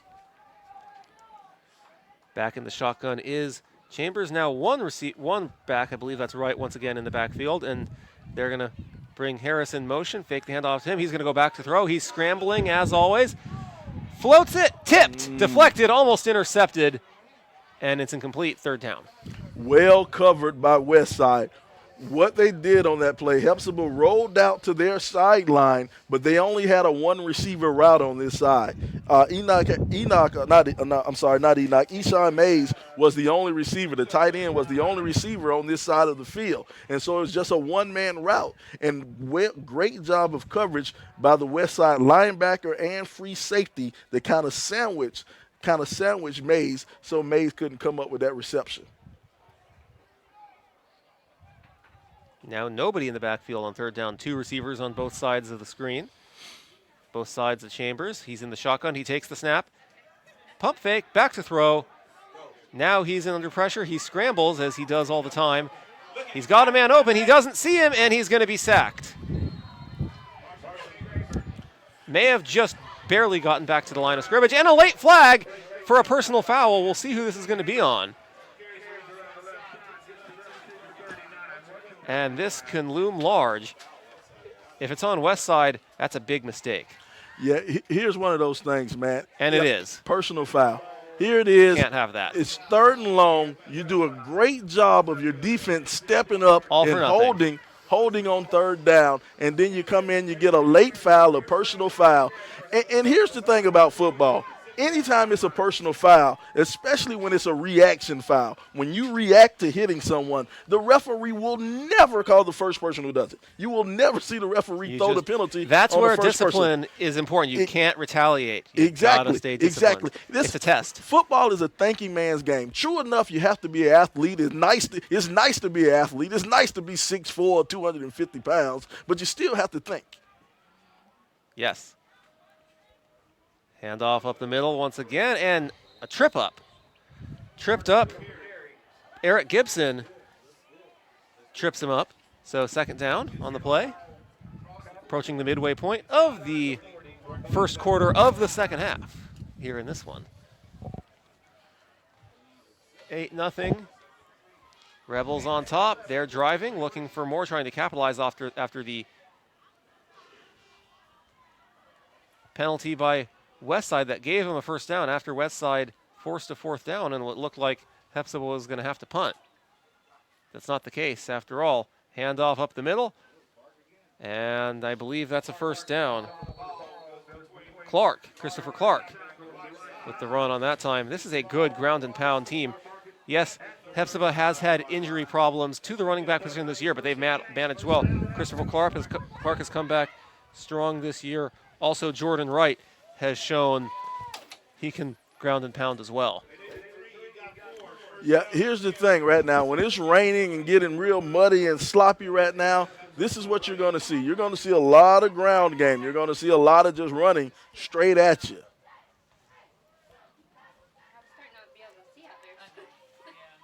First down for Chambers. Fakes the handoff. Now he's going to run. Short left. End around. Runs out of bounds after a gain of about 3. Penalty flag on the play. You got a wide receiver on the backside. I think that was who was that? Xavier. Yeah, that was Xavier McClatty. Let's see if the replay if we can spot it. He had a big right there. He had a big hand. Pushes the guy down, and the flag was thrown right by him. I'm telling you, he had nothing but jersey on that one right there. So that's a holding. You know, easy call for the refs. You enjoy when your teammate, when your wide receiver, somebody is trying to go and give the extra effort of blocking, but you can't reach out there and just grab a hold, especially in the middle of open space like that. It's a spot foul penalty, so first and 13. It's not very many times you have that many yards to go on a first down, but that's the case here. Chambers screen pass, that's caught, and they're going to wrap him up immediately. And he still manages to break free and gain a few yards after that, but good coverage on defense by Westside. Make it second down. Yeah, Eshawn Mays is a real big boy. He's a big guy out there. One guy is not going to bring him down. I love the way he keeps his legs churning and keeps fighting forward and manages to get back to the original line of scrimmage and maybe even pick up a yard or two. You know, that's just a little bit of fight. He has a little bit of fight in him. A big guy trying to make it He's forward. one of the players that's getting attention from college scouts. Hephzibah has several of those, including Enoch Howard, who we've talked about earlier. He's been in contact with Georgia Southern. He originally committed to go to Liberty, but he decided to decommit and open up that recruiting process again. It's working out well for him so far. Here's the snap on second down, and a hand up off again to Clark. And Clark is tackled for barely a gain of much. Third down. Yep, and that's going to bring up about 3rd and 10. They'll pick up maybe about 3, maybe 4 yards on the carry. And look at Clark just trying to stay behind those blockers, and great backside pursuit from those linebackers, coming over the backside and cleaning that up before he manages to pick up any more yards. Well, Coach Jonathan Wiley of the Patriots, we talked to him before the game. He talked about how Hephzibah is their toughest test for their defense, which has played well. So far, they've done well. They've contained them, but Hephzibah seems to have figured them out since the closing minutes of the first half. On another end-around run play, and Chambers is tackled, but I believe he's short of the first down. Yeah, great job of a play fake by Chambers. Faking it in the inside right here, the inside handoff, and he'll pull it out, reading that option, rolling all the way down with his running back and pulling it out at the last minute. And a great block on the outside. Didn't get credit to that young guy right there, Jaden Walford not Jaden Walford. That was Eric Harris. Eric Harris with the big block on the outside to free up a little bit of space. He's made several stops for Westside today, one of the big forces of their defense. And look out, new quarterback in the game. Chambers got hurt on that play. So I think that's Jalen Patrick, a freshman. Freshman in the game, Patrick. Big opportunity for him here. Takes the snap, hands it off, and they're going to be stopped. Does not look good for Chambers. He's being helped to the bench by 2 of his teammates, and he's going to be looked at by the trainers. Nonetheless, I believe Westside held him on the handoff there, so if that's the case, that's a turnover on downs. We're waiting for the spot for official confirmation. Are they going to measure it? Yeah, that looks close. Yeah, I think they're going to bring out the chains. They're going to bring out the chains because that's right there on the line. They had to get to about the 30. It looks like they had to get to the 35. And I'm sorry, the 25. And it looks where he spotted it. He spotted it right there on the. They're going to measure. Good call. You got to be sure. It's like in high school without instant replay, this is where you can review. But I think he may have enough, depending on the spot.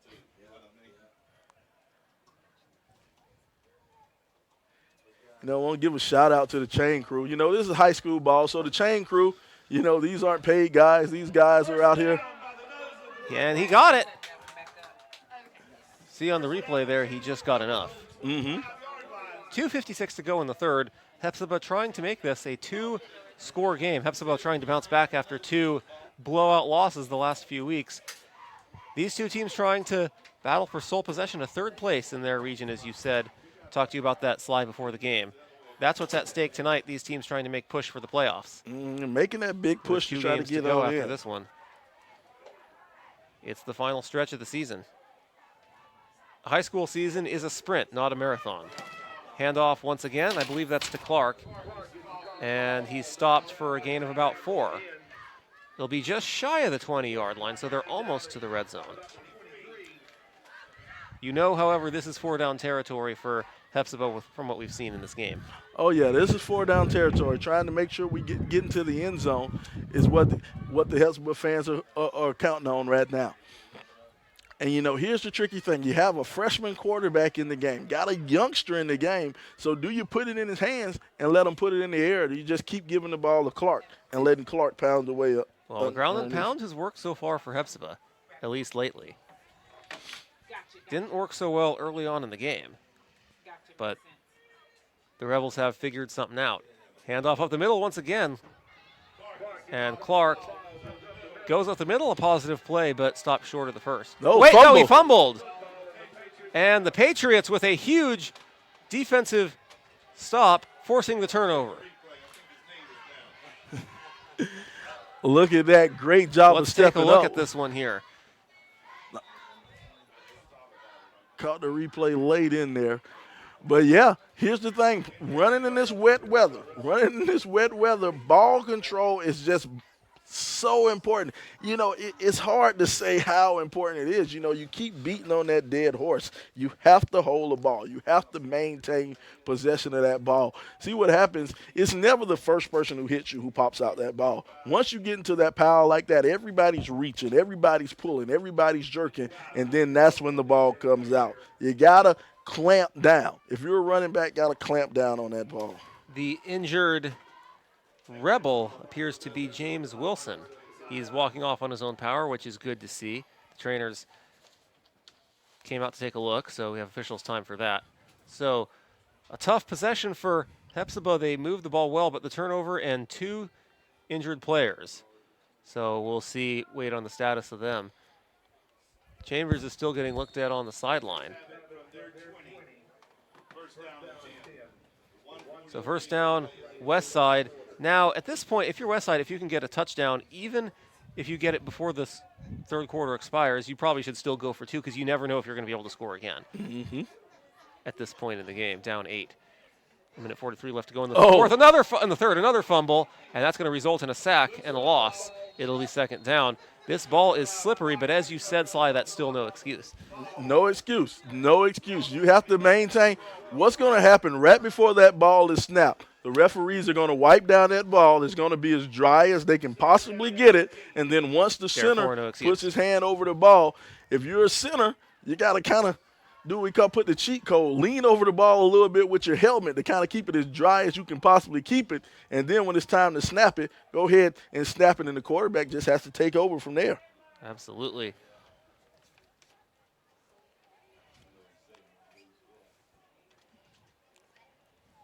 Another snap, back to throw, and he throws it into coverage, and it's incomplete. Yeah, that was not a good decision there. Threw that dead into the middle of coverage, and here's the problem. Here's the problem with a lot of high school quarterbacks. You lock in, and you just lock into that one receiver instead of scanning the field. If he scans the field, he sees that it's double coverage right there. He sees a linebacker is underneath and a safety is over the top. So that's the wrong guy to go through. Find your next level. Find the next receiver. You know, that's just something that you learn the longer you play this game. 52.6 seconds remaining in the third. 3rd and 18. And the snap back to throw, and the throw is complete, but it's going to be short of the first. But it's 4th and short. Do you go for it here even if you're deep in your own territory? Because it's so close, you got to go for it. You know, and your defense has been playing a really good game, so I'm not afraid of my defense not holding up. And if you don't get it, the Rebels will be in 4-down territory. It's not like from what we've seen today, so that's another thing. And they're going to try and get a playoff before the end of the quarter. Now, I don't like this. I want you to go out the I formation, not the shotgun. They take the snap, and do they stop him? Nah, he got the first. He just got enough, but that could have backfired. Yeah, I'm not a fan of going out of the shotgun. When it's 4th and inches or 4th and a yard, I don't understand lining up 5 yards off the ball. You got to get that yard. That's the most important thing. Not the 5 yards behind it and risk all that loss. Put a fullback in front of you and go under center. So they get the first down. Back in the shotgun is Price. Back to throw, and he's going to go over the middle, and it's going to be complete to Pulliam. And Pulliam muscling his way did he get the first? Looks like he did. What great effort by Pulliam, the junior receiver after the pass. And that is a first down, which we will have on the other side of this break as the third quarter has come to an end here at Hephzibah High School. What a game we have here today, and this should be an exciting finish, Sly, on the other side of this break. Oh, yeah, on the other side, we should have a good one coming up here at the AugBball Game of the Week. We'll be back.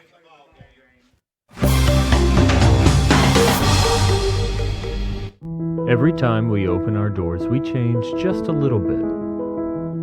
Every blade of grass, every rose petal, every pen location. But the one thing that doesn't change is our commitment to an exceptional golfing experience. Being prepared to give it our all 364 days a year is not just a credo. It's our soul.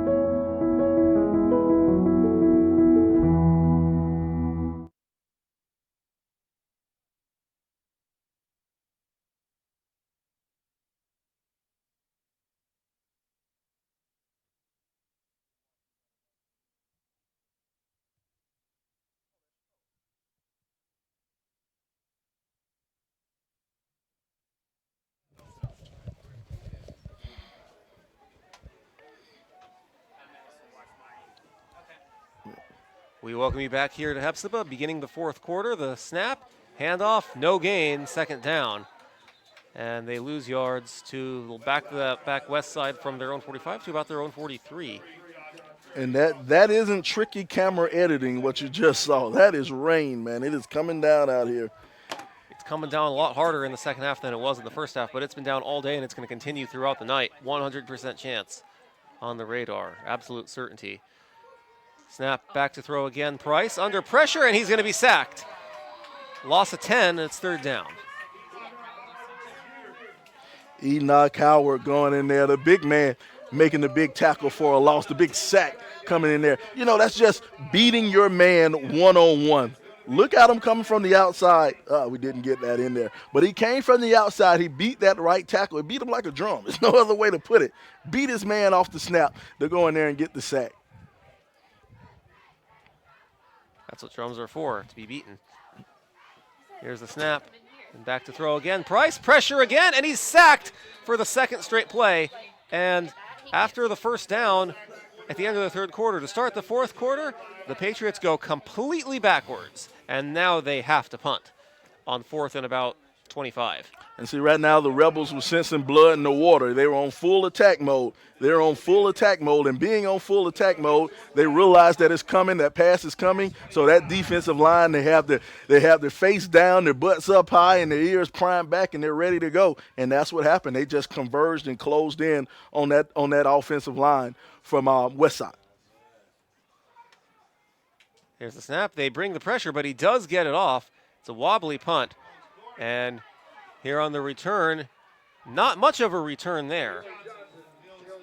Johnson stopped for gaining maybe 2 yards at most on that return.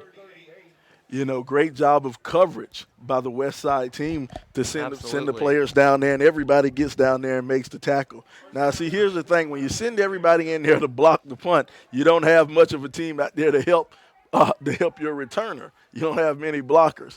So, great job of coverage by Westside to get down there and wrap them up. Now, if you're Hephzibah, you have the ball, 10 minutes to go, fourth quarter, and the lead. Sly, is it too early for them to start melting the clock? They love the run game, but do you melt the clock at this point? It's never too early to melt the clock, especially on a rainy, just dreary day like this. You want to go ahead, keep the ball on the ground. And you have to remember, you have a freshman quarterback in there. Your starting quarterback's out. He's out. So you don't want to put too much into the hands of the young freshman quarterback. And they have him hand it off. They're going to put it more into the hands of the running back, like you said. And they hand off that time to Angelo Dorsey. And he crosses the 40. It's second down. But not many positive yards yet that time. But, heck, if they get positive yards every play, they could get it to third down and then manageable, and then they'll get the first down every third play. That's how you melt the clock. Old school 3 yards in a cloud of dust. That's all you really need. That's all you need. You can make these 9 minutes. You can make these 9 minutes go real fast by keeping that ball on the ground and just pounding away. Patrick in the shotgun. What great opportunity for experience for this freshman to get. He takes the snap, hands it off once again, and no gain on the play. Stopped by Roman Farrington. Good job by Farrington of coming over the top and making that tackle, pulling his man down from the backside. Great job. Now approaching 9 minutes remaining in regulation. Your Westside, you need a stop, and you need a touchdown and a 2-point conversion to tie the game. If they do get a stop here, they'll have plenty of time to march down the field, though. But they'll have to do things a little differently than they have offensively if they want to avoid the shutout. 3rd and long, man. Now you got to put the ball in the hands of the young freshman. Let's see if he can complete He's in the pass. shotgun. Nobody in the backfield, no surprise. Look, on a tight end at the top of your screen, 2 receivers on both sides. Here's the snap. He's going to go back to throw. And he steps up, throws, and it's complete, but it's not going to be enough for a first down. And now Hephzibah, well, it's a little closer. And it's 4th and manageable, so we'll see if they go for it here. They're shy of midfield. It looks like they are going to leave. No, they're going to bring the kick team on. They don't want to chance it. They're going to try and pin Westside deep, which they've done multiple times today. You know, that's a nice, safe route by Hephzibah. They send everybody deep, and then they send a receiver on a kind of a little slant route across the middle, a little in route across the middle, just a nice, safe route. But what you want out of that freshman, he'll learn to throw that ball in front of his receiver so his receiver can make a move. High snap, and it's a low punt, and it goes directly out of bounds, and that's going to be good field position for Westside. It barely went 10 yards. I'm telling you. Off the side of his foot. I'm telling you, that looked like that was a disaster from the beginning. Look at him as he catches that and just drops it down. At least it didn't go over his head on the high snap. So good field position for Westside. This is probably the best field position they've had all game. Which is saying a lot. And we'll see if they can take advantage of that. They have it at their own 45-yard line. They're 55 yards away from being a 2-point conversion away from tying the game. 7:42 to play in regulation here on this rainy afternoon in the CSRA. And on the throw, it's a high throw, and it is almost intercepted. That could have been a pick 6. Yeah, it was nothing but green grass in front of him on that one. The only thing that could have stopped him was the fence outside of the gate. You got to hold on to that Which is well beyond the end zone.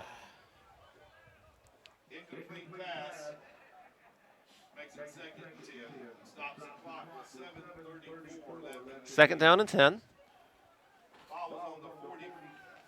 How hard is it or easy is it to bounce back and refocus after dropping a ball, whether it's an interception or a receiver dropping an easy pass for a touchdown or a first down?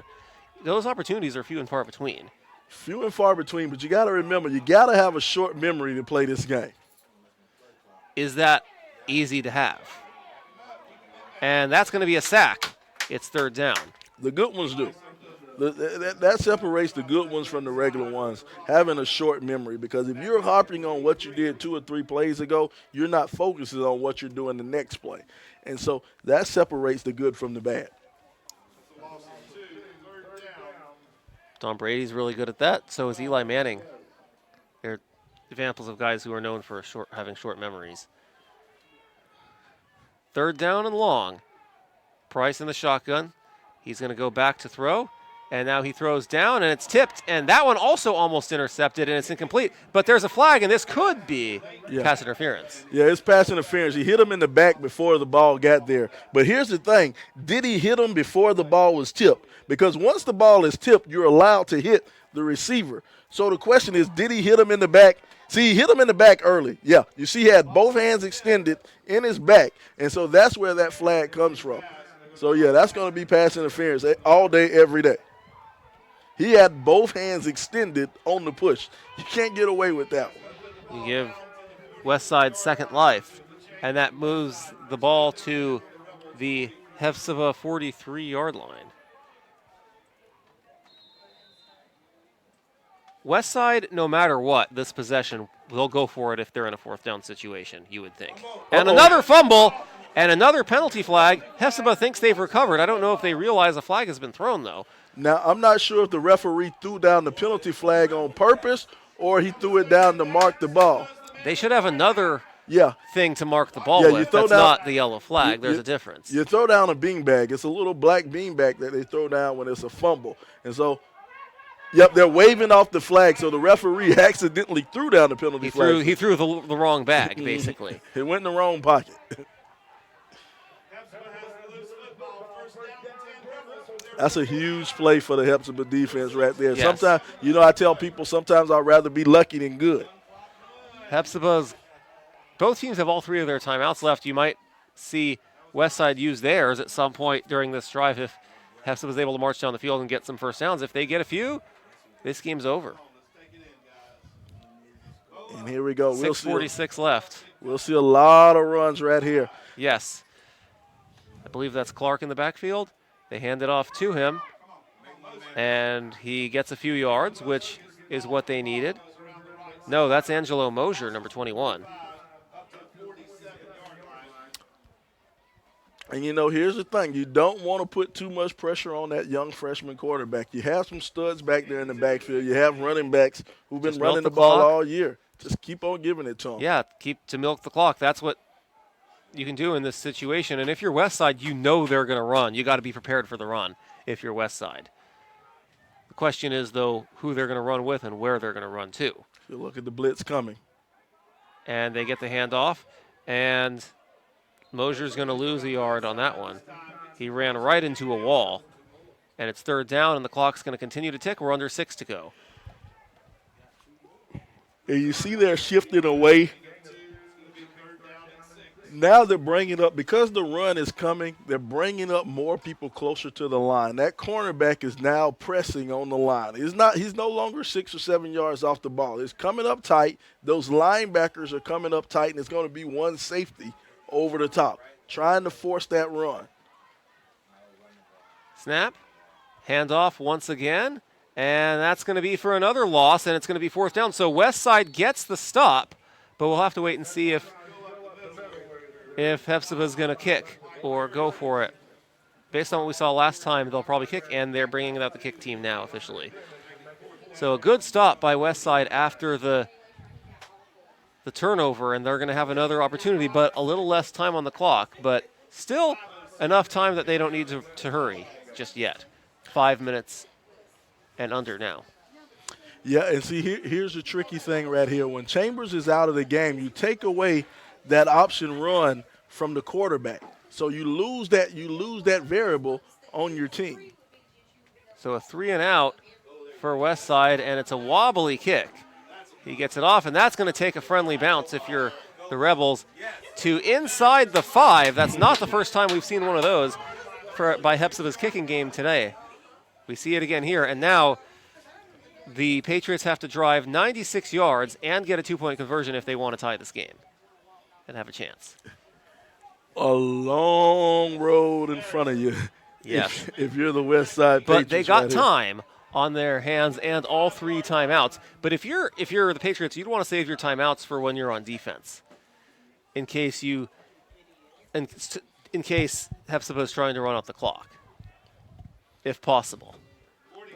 Well, right now you can't think that way. You have to concentrate on getting into the end zone by whatever means possible. If you're the coach, you want to think that might be something you'd think about. No, that's not even that. That's not even in his mind. Never mind. Here's the snap. And Price is going to be tackled. Is he in the end zone? If he is, that's a safety. No, he just came out, but he loses 4 yards to the 1-yard line. And now if you're Hephzibah, well, I think you have to take the risk here and go back to throw in the end zone and risk being sacked. And now at this point. Here's an important thing, and this is knowledge of where you are on the field. If you're the quarterback and you realize your foot's on the goal line when you take this snap. So you have to attack downhill. You can't retreat any on this type of play. You have to always attack downhill, because if you step back, you're going to have a safety. Price in the end zone in the shotgun formation on 2nd and 13. 3:43 to go, and the clock is ticking. Westside saving their timeouts. He goes back to throw. He gets it off immediately, and it is bobbled and dropped. Would have been a first down, and it's incomplete, and that's another crucial drop there. That's one of those things, man, when you go back to the film room on Monday or on Sunday evening when they're looking at that film, that's just one of those plays that you have to have. They just ran a quick release for the tight end, released off untouched. He looked it into his hands. He had it, but you got to pull it in. You got to catch it. Absolutely. There's been a lot of those on both sides today, offense and defense on both teams. Dropped catches and dropped interceptions. But the clock does stop on the incompletion, though. So here's the snap, and they're going to get it off immediately, and that's also incomplete and 4th down. And now you still got to go for it if you're No, they're going to kick it. It's just they're just too far back to go for it. But nevertheless, with what we've seen with Westside's defense, they have risen to the challenge today. The coach did say that Hephzibah is their toughest test on defense, which is a very good defense. So perhaps they can still get a stop, but they're going to have to use their timeouts after this punt to give themselves as much time on the clock if they can get the ball back. Now they can think about their timeouts Now they have to call timeout after every run. Every run that's not a first down anyway. And that's a short punt, but it takes a Westside roll, and they're going to down it at the 35-yard line. So 35 yards, still have a freshman quarterback in the game. I'm not sure if Marshall's going to come in the game because Marshall was up and moving on the sideline. Marshall Chambers was up and moving, but I'm not sure if he's going to come in the game at quarterback now. I'm trying to look into that huddle and see who comes out there for Hephzibah. And if Chambers is able to come back, that'll make things a little less predictable. You can tell on how they're going to run and where they're going to go. You can tell who the young freshman was. He came out there with all pink, the pink undershirt and the pink hoodie on. It looks like he's going to stay in the game. Yeah, it's hard to miss him. And this showed on the last possession in which Westside got a big stop on a 3-and-out. They know the run's coming. Same thing here. Receiver in motion. Here's a snap and the handoff, and no gain on the play. They knew it was coming, and they get the stop. The stop by Josh McCrary. Good job by McCrary of coming over the top. He's been playing a great job of linebacker. On that play right there, he saw the run coming. He snuck up under the offensive tackle and the tight end to get in the backfield and make that stop and stop him right at the line of scrimmage. Great job of just sliding over and attacking the ball carrier. So 2nd down and 10. The clock is ticking. Westside saving their timeouts. I'm not sure what for. Yeah, here you got a loss on that play, so there's no urgent need to call that timeout right now. Now you call the timeout after this play is when you call the timeout if you get a loss. Handoff up the middle. Clark still going.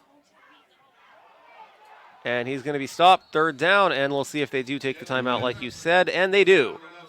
Good call, Sly. And now one thing about that, you see all the coaches came over on the sideline. If you look on the sideline, you see Coach Wiley. As soon as that ball's blown dead, Coach Wiley's dead in that referee's ear. If you look at the referee on the far sideline and you look at Coach Wiley, as soon as it's blown dead, Coach Wiley's right there calling the timeout. Absolutely. And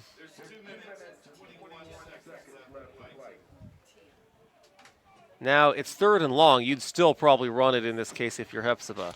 Yeah, there's no need to put it in the air if you're Hephzibah, because what happens if you put it in the air, you may be going for the element of surprise and try to catch them off guard. Yeah. But if it's incomplete, you give them a free timeout. You stop the clock. You remember one instance on Sunday Night Football 4 years ago, Eli Manning did a pass on 3rd down when they were trying to melt the clock. He gave the Cowboys a free 40 seconds, and it backfired. Those seconds are crucial. That was the week before Tony Romo fractured his clavicle against the Eagles. And the season spiraled downhill for the Cowboys, and ultimately Dak Prescott the following year was drafted and became the guy for the Cowboys. No love for the Cowboys over here. Lifelong Redskins fan. Oh, sounds like it's been a frustrating fall for you, hasn't it? Yeah, it's been a tough year. It's tough sledding being a Redskin fan, man. Tough sledding. But, hey, they might have the number 1 pick. You never know. But it's a long road until then. Here's the snap. They do hand it off up the middle, and they're going to stop him. It looks like stop him short. Are they going to take their 2nd of 2 remaining timeouts? They do, so they'll have 1 left. And if you're Hephzibah, you'll probably go for it here, considering what you've seen throughout this game from their offense. And also, if you're Hephzibah, if you get a first down, the game isn't necessarily over. You'll have to get probably 2 first downs, including one here, to end this one. Well, here's the thing. Here's the thing, and this is what I like to call. This is when the coaches earn their money. You can go and talk to the AD at Hephzibah and say, hey, Coach Arrell, now it's time for you to earn your money because it's a decision, and it's a big decision that he has to make. Your defense has been playing knockout defense all night long. You have the ball on the 30-yard line. You don't have the world's greatest punter, so if he sits there and just pops the ball straight over their head and play the field position game, or do you go for it? See, your defense has been playing so well, why not go for it? Why not go for it? Your defense hasn't let you down all night. So let's see. Yeah, it looks like the offense. Yep, the offense is out there. They're going to go for it. We haven't seen the kickers at all besides the opening kickoffs of each of the halves and after the one touchdown scored by Hephzibah in this game. That's it. And here's the snap. They're going to go on the option, and that's going to be a loss and a turnover on down. So Westside holds on back-to-back defensive possessions, back-to-back 3-and-outs, and this will likely be their last chance with exactly 2 minutes left in this one. If they turn it over here, if they turn it over soon, the game wouldn't necessarily be over because they still have one timeout left, and Hephzibah will have to get a first down. Mm-hmm. But if they turn it over inside of 1:20, it's over. Yep. Now, here's the tricky thing for Westside. Your passing game has not been there. You need it to be here now. It has not been there all night long. It hasn't been there for the Patriots. But they have to pick something up. They have to get something positive going. They're going to spread this thing out, and let's see what they can do. It's one-on-one coverage on the outside. Is that a defensive coverage you like to see in this situation for Hephzibah? Well, they're clouding the coverage because you don't quite know if they're going to go cover 3 and they're playing zone or are they playing man. They're going to go off a screen pass, and it's a wasted play, and the clock's going to tick unless they use their last timeout. That's not going to work. That's not going to work. You got to attack downfield. Right now, it's too many athletes on the Hephzibah side of the ball for those little quick screens to work. Too many people who can converge on the ball. That's not going to work. You got to attack the middle of the field or downfield. And here's a snap. Back to throw is Price. And now he goes downfield, like you said, and it's intercepted, and that's going to be the end of the game. He threw it right to a dark-colored jersey, and that's how this game is going to end. And now – Hey, it doesn't get any better than that. Ronald Coleman just got elected homecoming king, and now he gets the interception to seal the game. Pretty good for young Coleman. Best day of his life so far? So far, best day of his life almost. Look at you. The homecoming king gets the interception to seal the game. And he's also one of the players on Hephzibah that's getting college offers. He's gotten an offer from St. Andrews, and he's not the only one. Jalen Gibson is one of the other guys.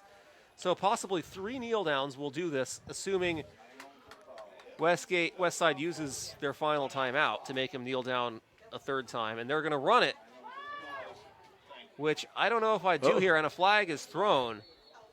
If that's a hold, that's a huge mistake for Hephzibah because that's going to give Westside a free timeout and drive him back 10 yards. But they will repeat the down if that's the case. And so here's the thing out. why you can't kneel it down right now. You can't kneel down now because it's a 30-second clock. It was 1:29 seconds to go in the game. So if you kneel down 3 times, and you got to remember there's still 1 timeout. So if you kneel down, they can call a timeout as soon as you kneel, and they're going to force you. They will be a 4th down. It'll be a 4th down. It'll be enough time for a 4th down. The big difference between high school and college is not just that it's 12 minutes versus 15-minute quarters, but 30-second versus 40-second play clock. Exactly. Big difference. A first down inside of a minute, though, will end the game. Here's the handoff. Up the middle. And they're going to stop him for a gain of about 3. It'll be second and about 17. Will they take their last timeout? Yep, and there's that timeout. And see, here's the thing. The penalty it's always a bad thing when you get a 15-yard penalty. But it's not as bad as a lot of people would think because it's still first down. It was still first down, so it's not as hard as everyone thinks because you still have those 4 downs to run out a minute and 29 on the clock. Got to cover more yards. But see, you're not playing for the first down. You're not playing for the first down. What you're playing for is to keep the clock going. You want to keep the clock going. So now you're going to run it one more time, well, possibly two more times. You want to run it so you can get the clock moving. You want that clock moving because no one can stop the clock now. And if you're Westside, if you get a stop on second and third down and force a punt, if you're Hephzibah, you can run the clock, the play clock all the way down, take one of your 3 timeouts, or one of your 2 timeouts you have left. They have 2 left, not 3. And then punt it. And that might be all Westside has time for is a punt return. Or if there's only a few seconds left, you can take the snap, and then once the clock hits 0, take a knee, and that's it. But you got to be careful with that to make sure you don't get tackled beforehand. So you want to be in the shotgun to make it hard for Westside to go after you. Maybe in punt formation, have the punter do that, if it comes to that. Because you could run it down to just under 10 seconds, these next 2 plays.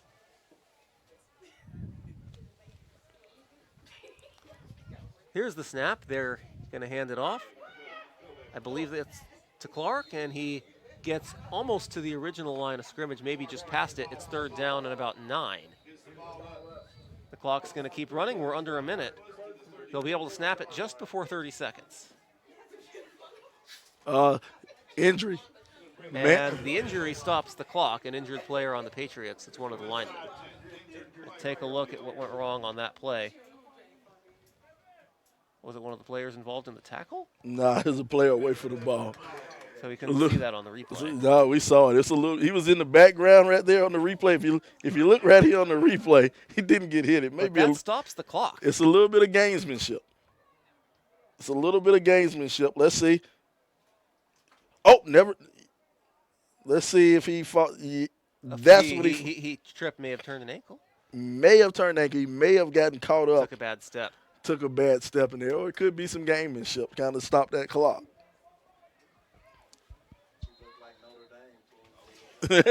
So now you really need a first down here if you're Hephzibah. All right, third down. Now they're going to start the clock. Nope.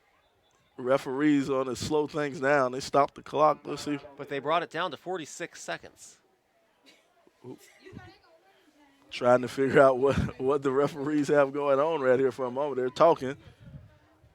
The rule on an injury is the clock stops no matter what. It should stay stopped, right? Well, yeah, in high school, they don't have a runoff for an injury. There's no runoff for an injury, so the clock stops. But the clock starts as soon as the referees start the clock back up again. And the ref should start the clock after the player clears the field. Exactly. When it's a defensive injury. It's different for an offensive injury, I believe. They're in the shotgun on 3rd and about 8. Snap, handoff. Oh, fumble! And he fumbled it. Oh, my goodness, it's Westside ball. And now they're in striking distance with 38 seconds left, and they got time and no time, or one time. They still have their timeout left. The only thing that you do not want to happen if you're Hephzibah just happened. The one thing you do not want to happen just happened. We've seen a lot of those today. I guess it's fitting for the game to come down to one of these with the way this game has gone. So they'll have about 33 yards to go. And, of course, they'll have to get a 2-point conversion if they want to send this game to overtime.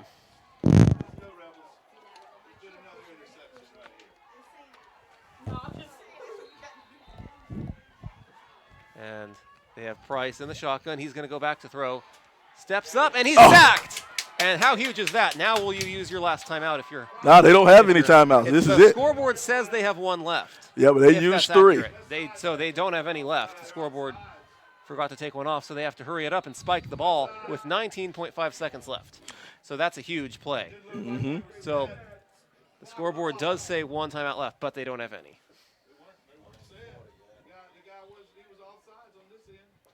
So because they spike it, they're not playing for the downs, but it's now 3rd down instead of 2nd. Yeah, it's 2 plays. They have 2 plays as opposed to 3. 2 plays to get into the end zone. You had to spike it so you could stop the clock. So now you can call a play. You can set something up. Yeah. You know, you don't have to go for the end zone right now. You still have your out routes available. Your out routes and play on the sideline.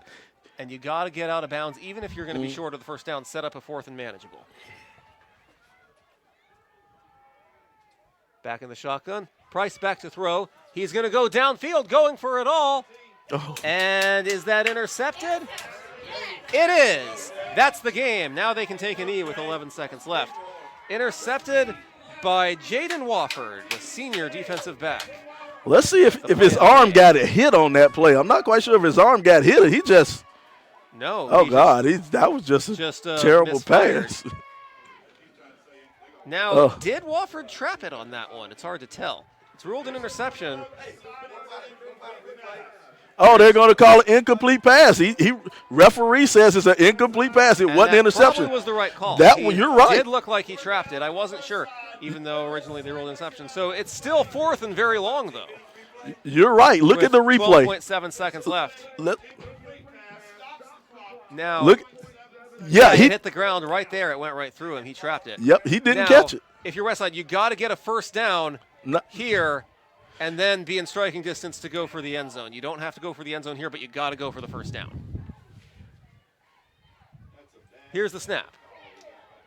And he's going to scramble. Price going to run for it himself on 4th down, and he's going to go out of bounds way short. I don't know if he had anybody to throw to there anyway, but that's not the result you want at all if you're Westside, and if that's a turnover on downs.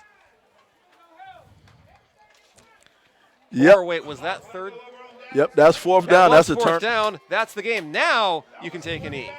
And here it is. You're about to see something. It's either the best formation in football or the worst formation in football. It just depends on whose sideline you're on when they run it. The best is the victory. The worst is if you're the guys who are losing. And you still got to go take the field if you're defense for that play. But what a big bounce-back win this will be for Hephzibah, dropping the last 2 games. Bouncing back today, they're going to improve to 5-2. And Westside dropping to 3-4 and getting shut out for the 2nd time this season. They were also shut out in their opener.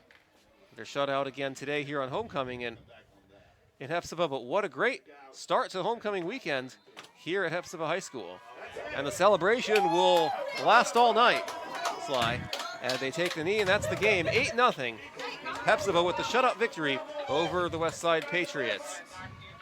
What a game, what a game, what a game, man. One of those nice, sloppy, rainy games, man. Just pounding away straight in front of you. Nothing special, nothing fancy. But Hephzibah fought out a win. They dug down deep. They did what they had to do in order to pick up a win. So hats off to Hephzibah for defending their field on homecoming night.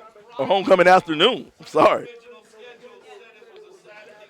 So, yeah, what a game. But you got to give credit to both defenses regardless. They both came out and made the stops when they had to. And it's one of those situations where the team that is on defense at the end makes the stop to win. All right. So, who's your player of the game? I don't know, man. A lot of big time plays. A lot of big time plays that came tonight. It's just so difficult. You know who I would like to give my game ball out to? I like to give my game ball out to Clark, Christopher Clark. Christopher Clark, it was his first game back from an ankle injury, and he may not have had the super game, the 100-yard game, 3-touchdown game or anything like that. But being the first game back from an injury, he had a lot of tough, gritty yards running between the tackles, lowering his shoulder, running hard. So he's going to get my game ball for the night, Christopher Clark. Absolutely, and also a shout-out to, I believe it was Angelo Mosier who had the touchdown and got the 2-point conversion. We saw it in the replay a moment ago as one of the plays replayed, the 1 touchdown this game and the 2-point conversion, which was the difference in the 8-0 win for Hephzibah. Mm-hmm. Shout out to him as well. Go ahead. And as we wrap things up, Sly, it's been a pleasure working with you once again today as we wrap things up. But before we do so, actually, do you have any additional final thoughts you want to add? That's it, man. I've enjoyed it. I've enjoyed my time here at Hephzibah. I love it. I love the hospitality and everything they fun. have going on. Absolutely a great game. And once again, the AUG B-Ball Game of the Week was a good one here this afternoon, powered by SUVtv. I'd like to thank all the crew that made this possible, and what a game this was. We sure had fun calling it. For Sly Williams, I'm Robert Ambrose. Good night from Hephzibah High School.